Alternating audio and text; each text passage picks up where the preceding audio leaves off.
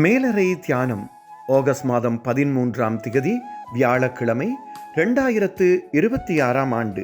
எழுதியிருப்பவர் Jeremy K முல்லன், Pennsylvania, USA. தலைப்பு: நாம் நேசிப்பதை பகிர்ந்து கொள்ள.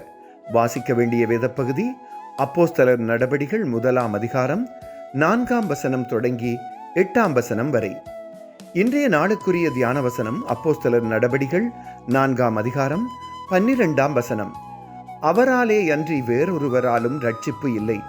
நாம் ரட்சிக்கப்படும்படிக்கு வானத்தின் கீழெங்கும் மனுஷர்களுக்குள்ளே அவருடைய நாமமே அல்லாமல் வேறொரு நாமமும் கட்டளையிடப்படவும் இல்லை. எனது சகோதரன் ஆஸ்திரேலிய தூதுப்பணியில் இருந்து திரும்பிய போது கொண்டு வந்திருந்த ஒரு வகை பிஸ்கட்டை எமது குடும்பத்தினர் அனைவரும் மிகவும் விரும்பினர். அந்த இனிப்பு பண்டம் எமது நாட்டின் கடைகளில் கிடைக்கவில்லை.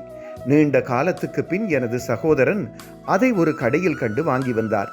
அன்றிலிருந்து அதை மற்றவர்களுடன் பகிர்ந்து கொண்டு அதன் சுவை பற்றியும் மற்றவர்களுக்கு சொல்கிறோம். இந்த இனிப்பு பண்டத்தை பற்றி மிகவும் ஆசையுடன் எல்லாரிடமும் பேசுகிறோமே. ஒரு நாளாவது இயேசுவை பற்றி மற்றவர்களிடம் பேசியிருக்கிறேனா? இந்த கேள்வி ஒரு நாள் என் மனதில் எழுந்தது.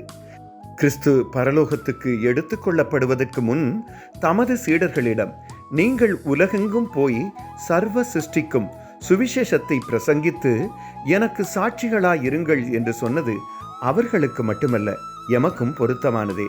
கிறிஸ்துவுக்குள் நாம் மன்னிப்பை பெற்று கடவுளுடன் ஒப்புரவாகி நித்திய வாழ்வின் நிச்சயத்தை பெற்றிருக்கிறோம்.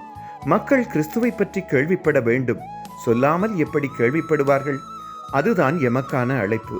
இயேசுவை பற்றிய எமது சொந்த அனுபவங்களை மற்றவர்களுக்கு சொல்லுவோம். ஜெபம்.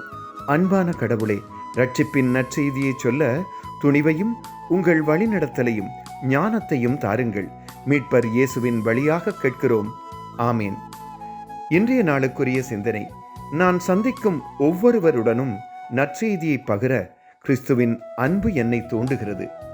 கர்த்தருடைய அன்பும் அவர் வழிநடத்தலும் பாதுகாப்பும் இந்த நாளில் உங்கள் அனைவரோடும் கூட இருப்பதாக.